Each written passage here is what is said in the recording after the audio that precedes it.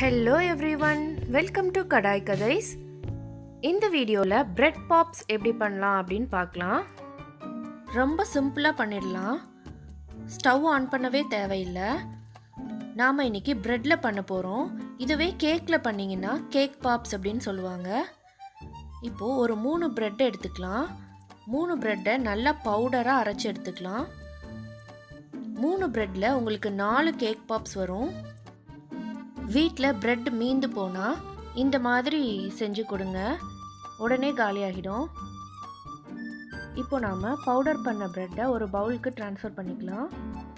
White bread, வீட், multigrain bread இந்த மாதிரி எதுனாலும் எடுத்துக்கலாம்.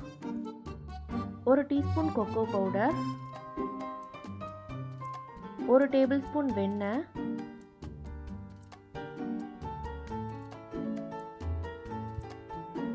1 டேபிள் ஸ்பூன் பவுடர் பண்ண சுகர் சேர்த்து நல்லா பிசைஞ்சு விட்டுக்கோங்க. கொக்கோ பவுடர் சுகருக்கு பதிலாக நட்டெல்லா இல்லைன்னா சாக்லேட் சிரப் கூட சேர்த்துக்கலாம். கேக் பாப்ஸ் பண்ணுறதா இருந்தால் கேக்கை நல்லா உதிர்த்துட்டு ஜஸ்ட் பட்டர் மட்டும் சேர்த்து நல்லா டைட்டாக பால்ஸாக உருட்டி சாக்லேட்டில் டிப் பண்ணிக்கோங்க. இப்போது பால்ஸ் தயாராகிடுச்சு. அடுத்ததாக சாக்லேட்ஸை மெல்ட் பண்ணிக்கலாம். உங்களுக்கு பிடிச்ச எந்த சாக்லேட்னாலும் மெல்ட் பண்ணி எடுத்து வச்சுக்கோங்க. நான் டார்க் சாக்லேட்ஸாக மெல்ட் பண்ணி எடுத்துருக்கிறேன். இந்த மாதிரி 4 குச்சி எடுத்துக்கோங்க.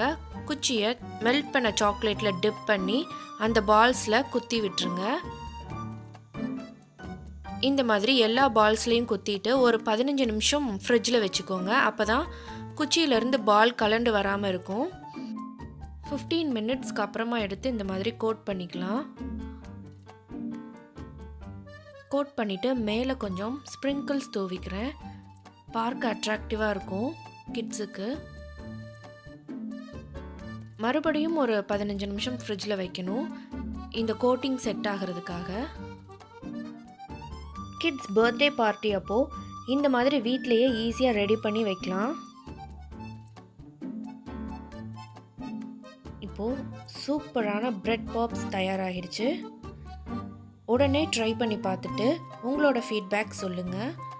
இந்த வீடியோ பிடிச்சிருந்தா மறக்காமல் சேனலை லைக் பண்ணி சப்ஸ்கிரைப் பண்ணுங்கள். தேங்க்யூ ஃபார் வாட்சிங்.